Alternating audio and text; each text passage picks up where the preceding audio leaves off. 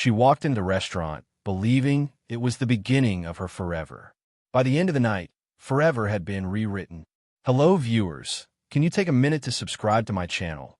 I want to grow, and it is only you that can help me grow. Thank you. Now let us continue.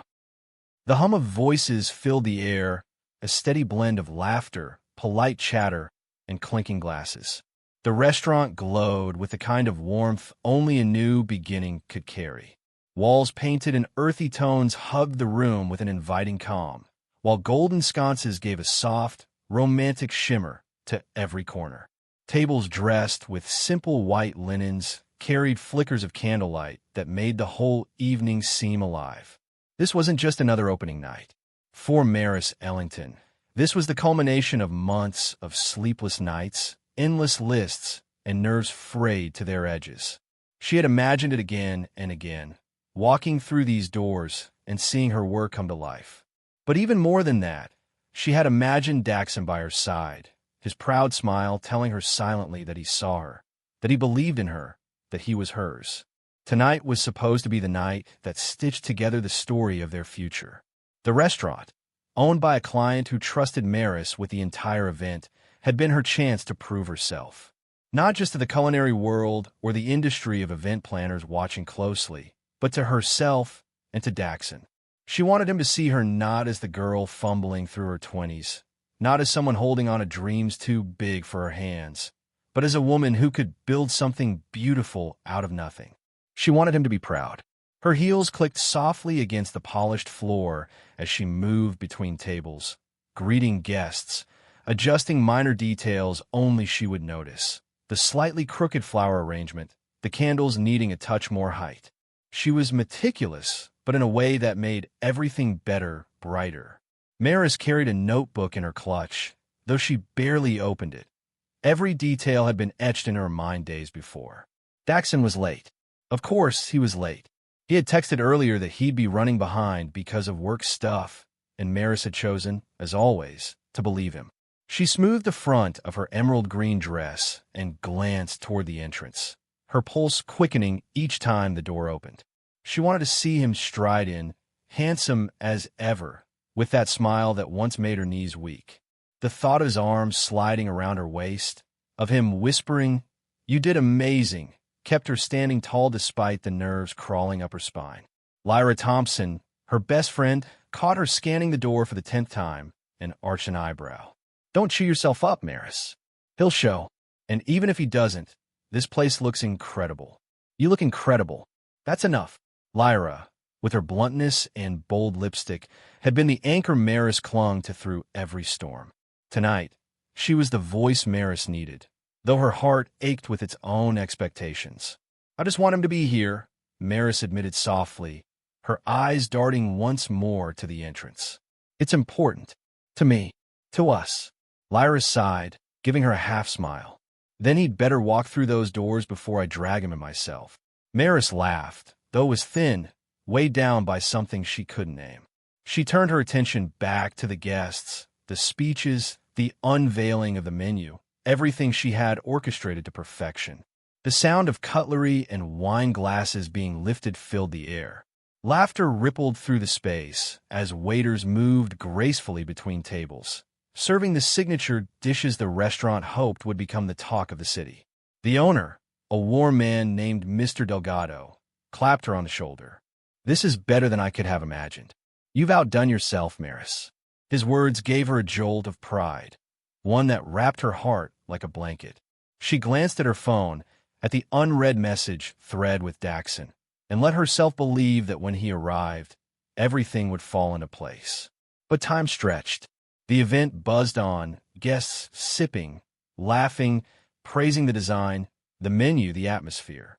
Maris found herself excusing her way toward the back of the restaurant, thinking maybe he had arrived quietly. Maybe he was waiting for her. Maybe her hand rested on the cool metal handle of a service door, and she pushed it open into a quieter corridor where the noise dulled. A sharp sound reached her first, like a laugh choked down into a whisper. She frowned, her heels slowing. The corridor was dimmer, lined with crates of supplies, the faint smell of wine lingering in the air. And then she froze. Just ahead, in the half-shadow near the storage room, stood Daxon, his hands tangled in the hair of another woman, his lips pressed hungrily against hers. It wasn't a brief kiss. It wasn't a mistake. It was betrayal in its rawest form, alive and pulsing before her. Maris's breath caught in her throat, a soundless gasp that threatened to shatter her chest. The notebook slipped from her fingers, falling against the tiled floor with a dull slap that echoed like thunder.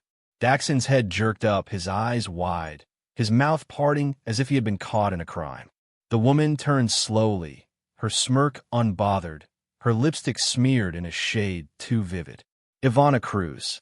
The name clicked in Maris's head with a cruel sting. She had heard the whispers about Ivana before, rumors she had shoved aside because she trusted Daxon. Because love, she thought, meant trust. Maris, Daxon's voice broke the silence, heavy with the wrong kind of shock. Her body trembled, heat rushing to her face as her world split in two.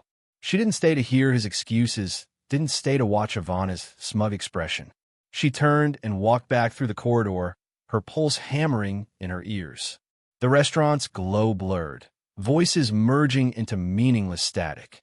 She barely registered Lyra calling after her, barely cared about the curious glances as she rushed past. The night that had been her dream now tasted like ash. Outside, the rain was already falling, fat drops splashing against the pavement, soaking her dress in seconds. She didn't care. She fumbled for her keys, her hands shaking, her chest heavy with the ache of betrayal. The car engine roared to life, and she pulled out into the storm, headlights slicing through the rain as her vision blurred with tears.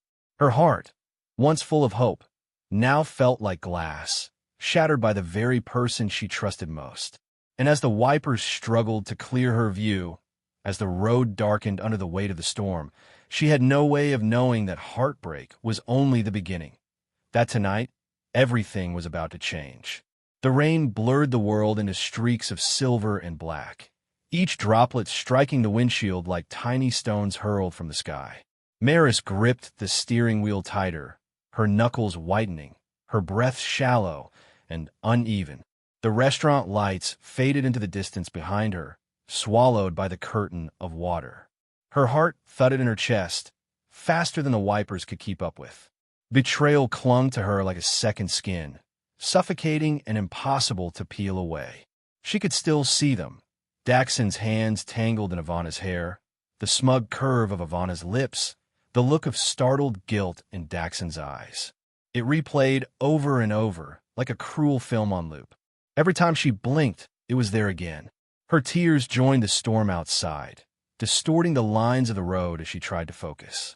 The rain hammered down with relentless force, each gust of wind rattling the car. She pressed harder on the gas, as though speed could take her farther from what she had just seen. She wanted distance, space, air that wasn't poisoned by betrayal. But the faster she went, the more the road curved like a snake beneath her tires. A horn blared.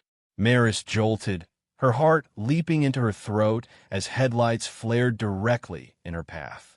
She yanked the wheel, tires skidding against wet asphalt, the car fishtailing wildly before shuddering to a halt just inches from the edge of the road. She gasped, chest heaving, her whole body trembling like a leaf caught in the storm's fist. Another vehicle had stopped opposite her, its headlights cutting through the rain. A figure stepped out, tall, broad-shouldered, his coat quickly soaking through as he jogged toward her. For a moment, panic surged through her. Was this safe? But the fear was quickly swallowed by exhaustion and the overwhelming need for a lifeline. He approached her car, his voice firm but calm, even over the storm. "Hey, are you okay?" Maris blinked at him through the rain-smeared glass, the outline of his face blurred but the concern in his tone undeniable. Her hands fumbled with the window, finally rolling it down halfway. Cold rain rushed in, dampening her skin. I'm fine," she stammered, though her voice cracked with the weight of everything that had just happened. "You're shaking," he said, crouching slightly so his eyes met hers through the opening. His features sharpened as lightning flashed overhead, dark hair plastered against his forehead, jawline strong, eyes steady despite the chaos around them. "You're not fine. You almost spun into oncoming traffic. Pull over properly. Let's get you out of the car for a moment." Something about the steadiness of his voice anchored her. Against the storm inside and out, it was the first thing that didn't wobble. She nodded faintly, easing the car onto the shoulder. Her movements were sluggish, her body weighted down by heartbreak and adrenaline. When she finally stepped out, the rain drenched her instantly, clinging fabric to skin, streaking her mascara. She didn't care. The man held an umbrella he must have pulled from his car, angling it above her though it did little against the downpour. "I'm Callum," he said, offering his hand briefly before realizing she was in no state for pleasantries. His voice softened. "You don't need to explain. Just come with me. There's a diner about half a mile down the road. Let's wait this storm out. Driving like this isn't safe." Maris wanted to protest. She wanted to say she was fine, that she didn't need a stranger's help, that she could manage on her own. But the truth pressed heavy on her chest. She couldn't. Not tonight. Not after seeing Daxon with Ivana. Not with the storm swallowing the road. Her voice came out small, nearly drowned by the rain. "Okay." He guided her toward his car, a dark SUV that stood like a fortress against the weather.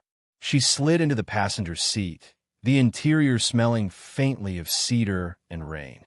It was warm, safe, too safe for how fragile she felt. Her soaked dress clung to her as she shivered, pressing her arms around herself. Callum glanced at her briefly before pulling onto the road. "Do you want to turn the heat up?" She nodded faintly, words stuck in her throat, her voice raw from crying. He didn't push her to speak. The silence wasn't heavy. It was patient, respectful. She watched the rain streak across the window, her reflection fractured in the glass. A part of her hated that she was sitting in a stranger's car instead of Daxon's arms. But another part, the quieter, wiser part, whispered that this was safer. This was better. The diner appeared like a beacon through the storm, its neon sign flickering in red and blue. Callum parked, then grabbed his umbrella again, opening her door with quiet care. Together, they rushed across the puddled parking lot, the storm biting at their heels, until they slipped inside. Warmth enveloped her immediately. The smell of coffee and fried food, the low hum of a jukebox in the corner, the chatter of a few late-night patrons. The world outside raged on, but in here it was steady, ordinary, alive. A waitress with tired eyes and a friendly smile led them to a booth near the window. Maris slid into the seat, her wet dress sticking to the vinyl. Callum shrugged off his coat, draping it gently around her shoulders without asking.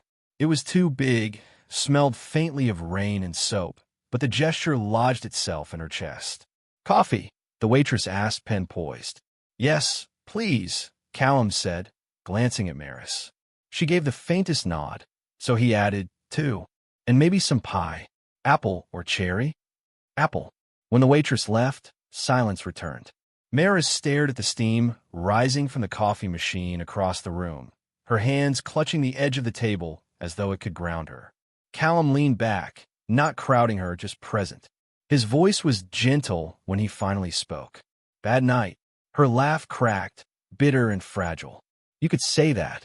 You don't have to tell me," he said quickly, holding up a hand as though to assure her there was no pressure. "I just figured you might not want to sit in silence with a stranger." The kindness in his tone undid something inside her. She blinked rapidly, fighting fresh tears.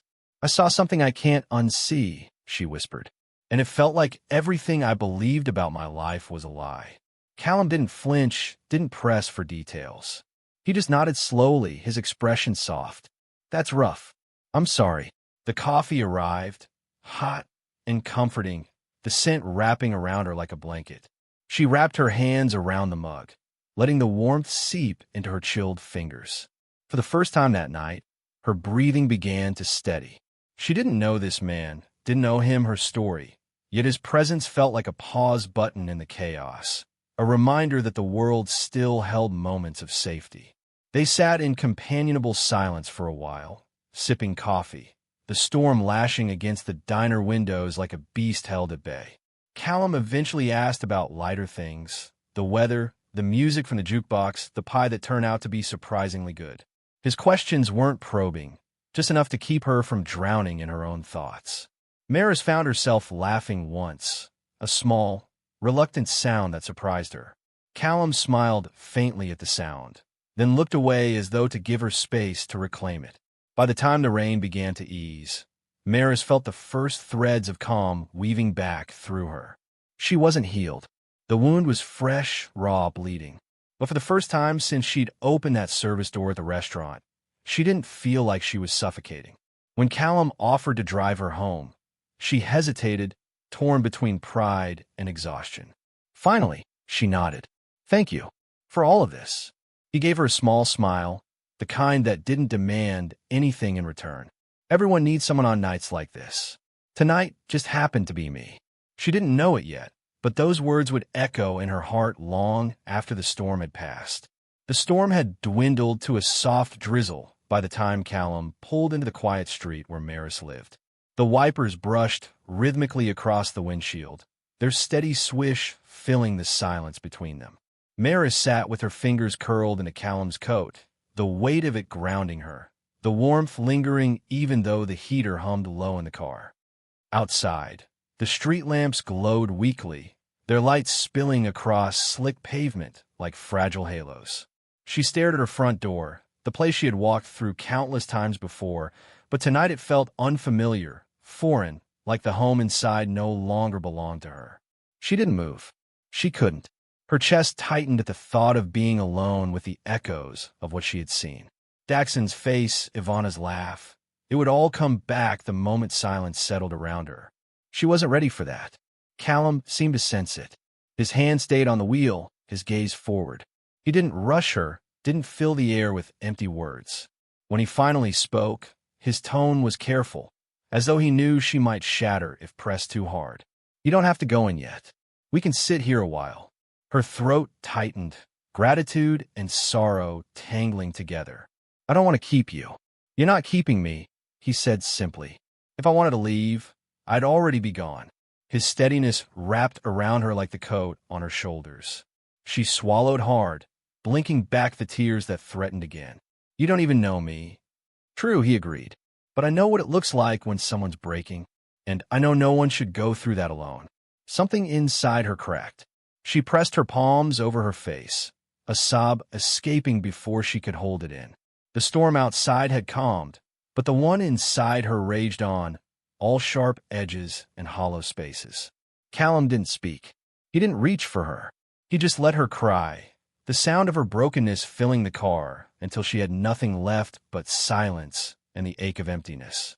When she finally lowered her hands, her mascara smeared, her cheeks blotchy, Callum met her gaze without pity. There was no judgment in his eyes, only quiet understanding.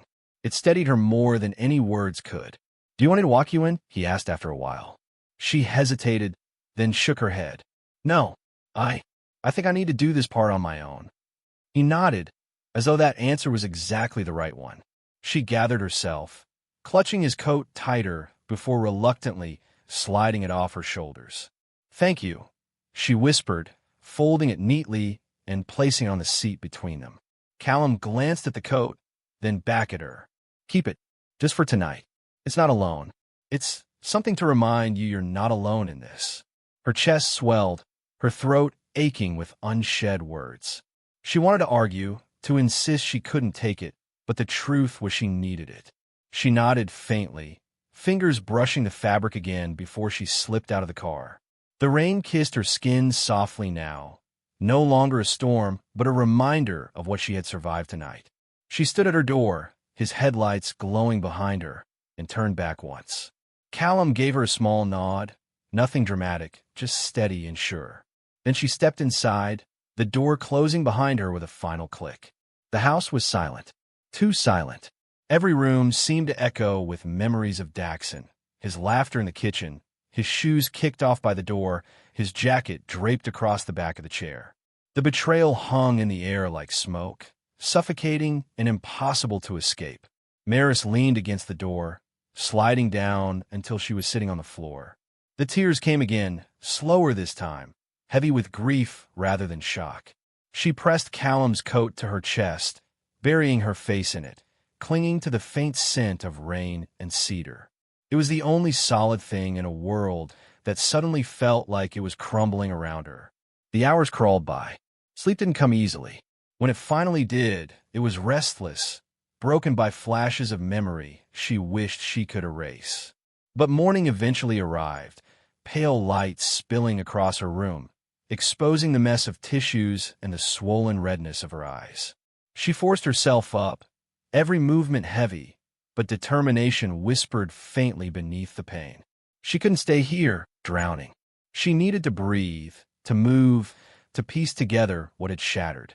The betrayal was real, undeniable, but so was her strength. She would not let them, Daxon or Ivana, define her. Maris stood before the mirror, her reflection foreign. Her eyes, once bright, were dimmed, shadowed by sorrow. Yet beneath it, there was something else, a spark that hadn't died, a resilience that refused to be snuffed out. She touched the glass lightly, as though reminding herself she was still here. Later that day, her phone buzzed. A message from an unknown number lit the screen. "This is Callum. Just want to check in. No pressure. Just hope you're okay." Maris stared at the words for a long time. Her chest ached, but for the first time since the storm, it wasn't from betrayal. It was from the quiet warmth of being remembered, of not being forgotten in her pain. Her fingers hovered over the keyboard. She didn't know what to say, didn't know if she should say anything at all. But finally she typed back, "I'm not okay, but I'm trying." The reply came almost instantly. "That's enough. One step at a time."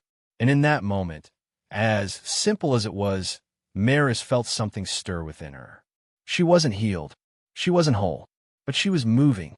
And maybe, just maybe, that was the beginning of picking up the pieces. The city pulsed with its usual rhythm the following week. Cars threading through traffic, voices layering in the air like endless noise. But for Maris, the world felt altered. Every step she took, every breath she drew, carried the weight of the night that had ripped her heart open. At first, she tried to bury herself in work, in plans, in the steady tasks of event management that had always been her refuge. But no matter how many lists she scribbled or venues she visited, the memory clawed its way back. The kiss, the smirk, Daxon's startled eyes. She thought avoiding him would be easy. Yet the industry was smaller than it seemed, a web of clients, vendors, and connections that intertwined lives in ways she couldn't escape. By Friday, she learned just how impossible avoidance could be. She had been invited to meet a potential client at a boutique hotel downtown, a woman hoping to launch her family-owned restaurant with as much success as Delgado's opening night. The lobby glowed with soft light and modern charm, every surface polished, every scent carefully curated. Maris smoothed her skirt and steadied her breath as she waited, notebook in hand. This was what she wanted to focus on. Her work, her future, not him. And then the elevator chimed. She didn't need to turn to know. Her body recognized him before her mind caught up. The sound of his laugh, the familiar timbre of his voice. It was like a knife twisting inside her chest. Daxon stepped out, a portfolio tucked under his arm, his confidence radiating in that effortless way that had once drawn her in. But he wasn't alone. Ivana trailed at his side, her arm brushing his in a way that screamed possession. They looked polished, seamless, as if the betrayal hadn't been something messy in the shadows, but a choice they were proud of now, out in the open. Maris stiffened, her breath caught in her throat. She wanted to vanish, to melt into the pristine marble floor, but the universe had already drawn its cruel line. Her client waved from across the lobby, gesturing for her to come forward. And Daxon saw her. Their eyes locked, and for a heartbeat the noise around them muted. His expression flickered, guilt, regret, something unreadable. But Ivana's smile curled sharper, triumphant, as though this was a stage she had been waiting for. "Maris," Daxon said softly when their paths collided in the most unbearable of ways.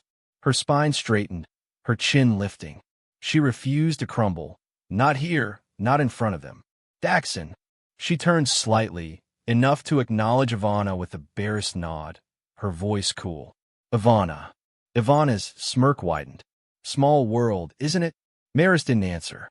Instead, she pivoted toward her client, pouring every ounce of energy into professionalism, her voice steady, her demeanor unshaken. She would not give them the satisfaction of seeing her falter. Yet beneath her composure, her heart pounded, her pulse a storm she couldn't quiet. The meeting went on, every word forced, every note written with a hand that trembled when no one was looking. She delivered her ideas clearly, concisely, as though nothing was wrong. But when it ended, when she stepped out into the crisp evening air, she found herself gasping for breath, as though she had been underwater. Her phone buzzed. A message. Want some air? It was Callum.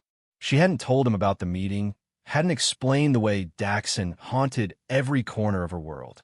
Yet somehow, he reached out at the exact moment she felt herself unraveling. She stared at the text, her chest tight, then typed back before she could stop herself. Yes. 20 minutes later, she spotted him leaning against his car near the riverside promenade, the city lights glittering behind him. He wasn't dressed for business meetings or social climbing. Just jeans, a plain shirt, and that calm presence she had come to associate with safety. Rough day, he asked when she reached him. She let out a hollow laugh. You could say that. They walked along the water's edge, the air cool, the river carrying the city's reflection in ripples of light. For the first time all day, she let herself exhale, her words spilling slowly. She told him about the lobby, the way Daxon had looked at her, the poison in Ivana's smile. She didn't sugarcoat the ache, didn't pretend it didn't hurt. Callum listened, silent but intent, his eyes never leaving her face. When she finished, he stopped walking, turning to her. You're stronger than you think, Maris. She shook her head. I didn't feel strong. I felt small, like they were towering over me, like I was the broken one, and they were. They're not towering over you, he cut in gently but firmly. They're standing in the ruins of their own choices. You're the one walking forward. His words caught her off guard, striking something deep inside her. No one had said it like that. Everyone else, Lyra, even her colleagues, had comforted her, pitied her, but no one had reframed it as strength. She blinked against the sting in her eyes. Why are you doing this? Why do you care? Callum held her gaze, his voice steady. Because I know what it's like to lose yourself in someone else. And I know what it's like to come out the other side. It doesn't happen overnight, but it does happen. The river's breeze carried silence between them, heavy yet comforting. For the first time since the betrayal, Maris allowed herself to believe that maybe healing wasn't just a distant dream. Maybe it was a road, one she could actually walk. As they resumed their stroll, she felt the faintest flicker of something she hadn't felt in days. Hope. Not for Daxon, not for the life she thought she had lost, but for herself. And perhaps, though she wouldn't admit it yet, for the quiet, steady man walking beside her, who appeared every time the world tried to break her. The following week unfurled slowly, each day measured in the way grief lingers long after the sharpest edges of pain have dulled. Maris buried herself in work, not because she was healed, but because staying still meant remembering. She threw herself into design boards, sample tastings, seating arrangements, anything that could occupy her restless mind. Yet even as she busied herself, a quiet thread wound through her days, something unexpected, something that carried Callum's name. He didn't bombard her with calls or texts. He wasn't loud or insistent. His presence wove in gently, like the calm hush of a tide returning to shore. A message here, a check-in there. Sometimes he sent nothing more than a photograph, the way the sky blushed before dusk or the first blooms on a roadside tree, as if reminding her the world was still capable of beauty. At first, she didn't know how to respond, but slowly, she found herself smiling when his name lit up her screen, her replies longer, less guarded. Lyra noticed, of course. She always did. You've been smiling at your phone a lot lately, she teased one afternoon as they sat in Maris's office, going over vendor contracts. Maris rolled her eyes, though heat crept into her cheeks. I'm not smiling. I'm just working. Working, huh? Lyra arched a brow, unconvinced. Is this work about 6 feet tall, with sharp cheekbones and a habit of showing up exactly when you need him? Maris stifled a laugh, shaking her head. It's not like that.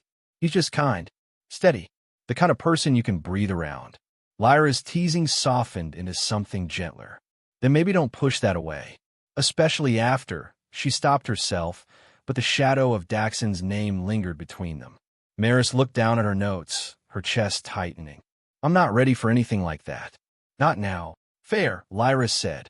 But being ready for love and being open to someone's kindness aren't the same thing. Those words stayed with Maris long after Lyra left. That evening, she found herself replaying her walks with Callum, the sound of his voice, the way he looked at her, not with pity, but with a steady quiet that made her believe she wasn't fragile at all. A few days later, she saw him again, not by design, but by coincidence. She had gone to a local cafe to meet a florist about an upcoming event, only to find Callum seated by the window, a book in hand, a mug of coffee steaming at his side. The late afternoon light spilled across his face, highlighting the faint scruff along his jaw, the easy slope of his shoulders. He noticed her almost instantly, his lips curving into a smile that was neither surprised nor forced, as though he had been expecting her all along. Maris, he said, standing slightly as she approached.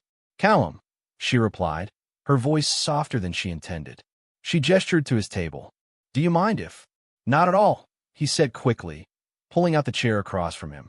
Her meeting with the florist ended up lasting only 15 minutes, but when it was over, she stayed. They talked about everything and nothing, about music, about the city, about the absurdity of life's timing. Callum listened in that same way he always did, but this time Maris noticed more. The way his eyes warmed when she laughed, the way his hands moved when he spoke, animated but never overwhelming, the way silence with him felt like comfort, not emptiness. Hours passed without her noticing. The cafe emptied around them, and when they finally stepped out into the night, the city lights blinked like stars come down to earth. They walked together again, their steps falling easily in rhythm, their shoulders brushing now and then.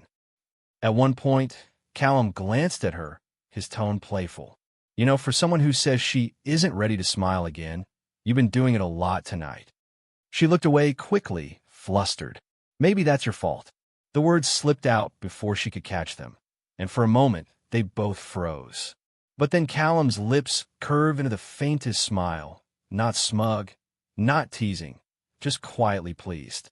They paused at the corner where their paths split, neither of them moving right away. The air between them carried a charge, subtle but undeniable. Maris's heart thudded, a mix of nerves and something that felt dangerously like longing. Callum seemed to sense it too, but instead of closing the space, he simply said, "Get home safe, Maris." Her lips parted as though she wanted to ask him to stay, but the words never came. She nodded, whispering, "Good night," before turning away. That night, when she finally lay in bed, her thoughts no longer circled around betrayal or heartbreak. Instead, they lingered on the quiet strength of a man who appeared when the storm had been at its worst, and stayed even when the skies began to clear. For the first time since the night, everything changed. Maris fell asleep with hope instead of sorrow. The city was just shaking off winter when Daxon came back in her life with the persistence of a wound that refused to close. It started small, an email, crisp and professional, as if they had never shared a history at all. "Congratulations on the Delgado launch. You handled it brilliantly." Maris deleted it without responding, her pulse quickening, her hands shaking against the keyboard. But it didn't stop there. The next week, he appeared outside her office, leaning casually against his car as though he had every right to be there. When she stepped out, heels clicking against the pavement, her chest tightened. He hadn't changed, still sharp in a tailored jacket, still carrying that air of effortless confidence. Except now, every detail about him burned with memory and betrayal. "Maris," he said, his voice low, almost tender. She didn't pause. She didn't even look at him. "You shouldn't be here." "Please," he said, falling in a step beside her. "I just want to talk." Her breath quickened, anger simmering beneath her ribs. Talk? Like you talked to me while you were with her? His face twisted, shame flickering before smoothing into the charm he had always relied on. Wasn't what you think. It wasn't. Don't. She stopped abruptly, turning on him, her voice sharp. Don't insult me by pretending it wasn't what I saw. For a moment, he faltered, and then, as if realizing his usual tricks wouldn't work, he softened. I made a mistake. The worst mistake of my life. But I still love you, Maris. I always have. The words, once capable of melting her, now felt like poison on her skin. She wanted to scream, to cry, to crumble, but instead she straightened her shoulders. Love doesn't look like that, Daxon. Not to me. She walked away, leaving him standing alone, but his presence clung to her like smoke. That night, she found herself restless, pacing the length of her apartment. The echoes of his words tangled with her own doubts. What if she had been too harsh? What if love was messy and mistakes were part of it? But then Callum's voice threaded through her mind, steady and sure. They're standing in the ruins of their own choices. You're the one walking forward. Almost without thinking, she pulled out her phone and typed. Are you busy? Callum's reply came quickly. Not for you. Minutes later, they sat on a park bench overlooking the river, the city lights flickering against the water. Maris told him everything about the emails, the ambush, the words that had reopened old wounds. Callum didn't flinch, didn't bristle with jealousy or judgment. He just listened. When she finished, he leaned back, his gaze steady on hers. You don't owe him your time. You don't owe him forgiveness. What you owe is to yourself, to move forward without letting him drag you back. Her throat tightened. It's not that easy. I know, Callum said softly. But every time you choose not to go back, every time you put one step in front of the other, it gets easier. One day you'll wake up and realize he's just noise. Silence stretched between them, filled only by the rush of the river. Then Maris whispered, I don't know what I'd do if you weren't here. For the first time, Callum's composure cracked, his jaw tightening as if her words had reached someplace deep. He looked at her, really looked, and the weight of it made her breath catch. You don't have to know, he said, his voice rougher than usual. Because I am here. The air shifted between them, charged, fragile, like the moment before a flame sparks to life. Maris's heart thudded, her chest aching with something she couldn't yet name. She looked away, breaking the intensity, her gaze fixed on the water. But the warmth of his words lingered, wrapping around her like an unseen embrace. Later, when she returned home, she found another email from Daxon waiting. She didn't even open it. Instead, she deleted it, her hand steady this time. For the first time since the night, everything changed. She felt a flicker of control return to her. And somewhere deep inside, she realized that the past might haunt her, but the future was beginning to take shape, and it carried the steady outline of a man who had walked with her through the storm. Maris had always prided herself on her work ethic, but after Daxon's reappearance, she pushed herself harder than ever. Every morning, she rose before the city stirred, pouring herself into plans, sketches, meetings, and endless revisions. It wasn't just distraction anymore, it was defiance. If her heart still faltered in quiet moments, her hands never did. She would not allow betrayal to be the headline of her story. She would build something no one could take from her. Opportunities seemed to find her in return. Word of the Delgado opening had spread further than she expected, and soon her inbox filled with inquiries. A gallery wanted her to plan an exhibition opening. A boutique designer requested her help for a seasonal launch. Each yes was a brick laid in the foundation of her new life, stronger than the one she'd shared with Daxon. Lyra, ever the sharp observer, leaned across Maris's office desk one afternoon and said, You know, you're not just surviving, you're thriving. And honestly, you look better than you have in months. Maris smiled faintly. That's what happens when you work yourself to exhaustion. Or, Lyra countered, her eyes gleaming with mischief, when someone steadier than Daxon ever was keeps showing up in your life. Maris rolled her eyes, though warmth stirred in her chest. You don't let anything slide, do you? Not when it's this obvious, Lyra said. I saw the way you lit up when Callum stopped by last week. Maris wanted to argue, to deny it, but she didn't. because deep down, she knew Lyra was right. It wasn't one grand gesture that tethered her to Callum. It was the little things. The way he noticed when she hadn't eaten and showed up with takeout. The way he remembered details she didn't realize she'd told him, like her favorite flower or the song her mother used to hum when she was little. The way his silences weren't heavy but calming, giving her space to breathe without fear of judgment. Still, there was a line she hadn't let herself cross. Affection bloomed, yes. Comfort, yes. But she hadn't allowed herself to imagine more until the night of the gallery exhibition. And for the first time in a long time, Maris didn't feel afraid of what came next. She felt ready. Outside, the city glowed quietly in the dark, its heartbeat steady, as if it knew that in this small office with takeout boxes and scattered papers, something new had been born. The days that followed their first kiss glowed with a quiet sweetness Maris hadn't known she craved. It wasn't dramatic or overwhelming. It was subtle, steady. Callum walked her home after late nights at the office, brought her morning coffee without asking how she liked it, because he already knew and never once demanded more than she was ready to give. For the first time since her heart had shattered, Maris felt like she wasn't walking alone. But fragile beginnings are often the most vulnerable. The challenge came faster than she expected, disguised as opportunity. One of her new clients, an international hotel group, offered her the chance to manage an event series that would put her name on the map far beyond their city. It was everything she had worked toward, everything she had poured her sleepless nights into. But there was a catch. The project required her to travel for 3 months, hopping between cities, dedicating herself fully to their schedule. Lyra was thrilled when she heard.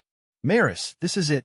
This is the kind of job that will turn Ellington events into a household name. And Maris wanted to share that excitement. She wanted to feel only the thrill of success.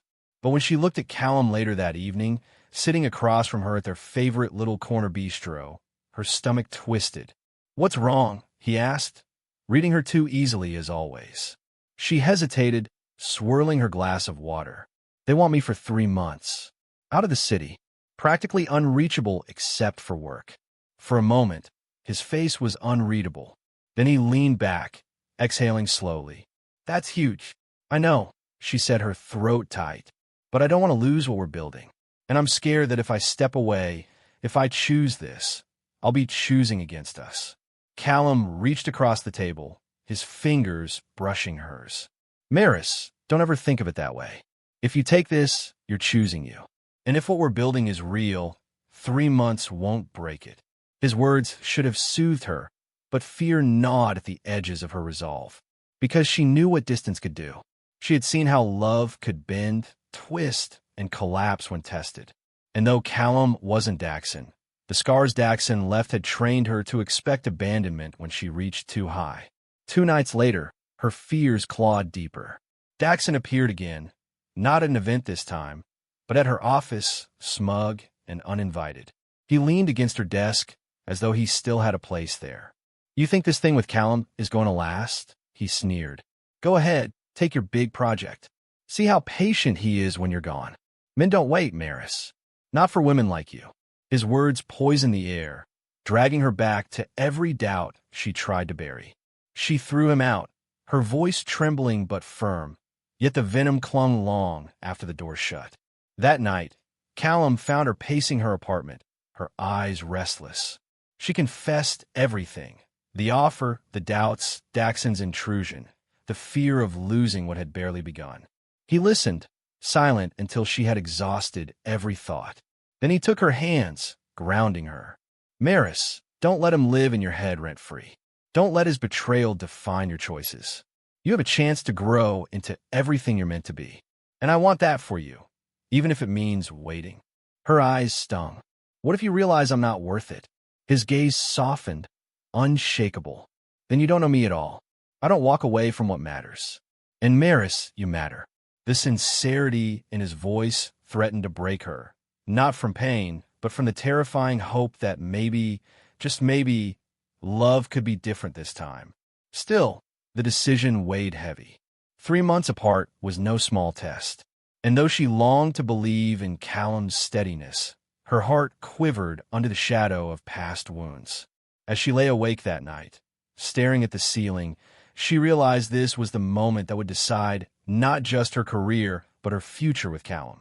To chase her dream meant risking the fragile new bond she held so close. To stay meant risking resentment, for herself, for what she had denied. Either way, the night everything changed was no longer behind her. It was still unfolding, and the final act of her story had yet to be written. The morning sun streamed through the wide windows of Maris's apartment, painting gold across her skin as she sat curled on the couch, a mug of untouched coffee cooling between her hands. The city outside was already alive, but inside, her world was still suspended in silence. Today, she had to choose. On the coffee table lay 2 envelopes. One was from the International Hotel Group, the official contract promising prestige, expansion, the kind of career she had dreamed of when she first dared to launch Ellington events. The other was nothing more than a folded note, handwritten in Callum's steady script. He had left it the night before after walking her home. She hadn't opened it yet, too afraid of what it might say, too afraid it would tilt her decision before she could even decide for herself. Her phone buzzed with Lyra's name. She let it ring out. She couldn't face her friend's bubbling excitement, not when her chest felt like it was splitting in two. Finally, with trembling hands, she reached for Callum's note. Maris, it read in his clean, deliberate hand. Whatever you choose, make sure it's your choice. Not Daxon's shadow, not anyone else's voice. Just yours. I believe in you. And I'll be here, whether near or far, because love doesn't vanish with distance. It grows when it's real. Don't be afraid to live both your dreams and your heart. The tears came before she could stop them, hot and heavy. His words didn't beg, didn't bind. They freed. And in that freedom, she finally understood. The choice wasn't between love and ambition. It was between fear and courage. She dressed slowly, carefully, sliding into a soft cream blouse and navy trousers, tying her hair back with deliberate steadiness. Every movement felt like a declaration. When she stepped out of her apartment, she wasn't the woman who had been betrayed. She was the woman who had survived it, rebuilt herself, and was ready to embrace more. At the hotel group's office, she signed a contract with a clear, steady hand. 3 months. A whirlwind of work, travel, and growth awaited her. But this time, she wasn't running away from love. She was walking toward it, trusting it to hold steady even when tested. That evening, she found Callum at their bistro, waiting for her at the same corner table where they had first confessed the fragile beginnings of their feelings. His eyes lifted the moment she walked in, searching her face for the decision she carried. She sat down, her hands stilling on the table. I took it, she said softly. He nodded once, no flicker of disappointment, only quiet pride. Good. She blinked, almost startled. You're not upset? Upset. He leaned forward, his voice low, steady. Maris, I told you, I don't want a version of you that's smaller just so I can feel closer. I want the woman who dares, who builds, who walks into a room and makes it come alive. That's the woman I fell for. Her breath hitched, her heart swelling with something fierce and bright. You fell for me? His lips curved, the ghost of a smile. Did you really not know? The words undid her, and before she could overthink, before fear could twist its claws back in her chest, she reached across the table, taking his hand firmly in hers. Then let's do this. Together. Even if it means distance. Even if it means waiting. Because I don't want to lose what we're building. Not now, not ever. The smile he gave her then was unlike any she had ever seen. Unshaken, sure, as though he had been waiting for her to believe in them as much as he did. When he lifted her hand and pressed his lips to her knuckles, the din of the bistro faded. For the first time since the night, everything changed. Maris didn't feel like she was clinging to fragments of a broken heart. She felt whole, standing at the edge of something new, something that would grow not in spite of challenges, but because of them. The world had taken one night to break her, but it had taken another night, the night she chose courage, the night she chose love, to give her everything back. And this time, she knew she was ready for forever.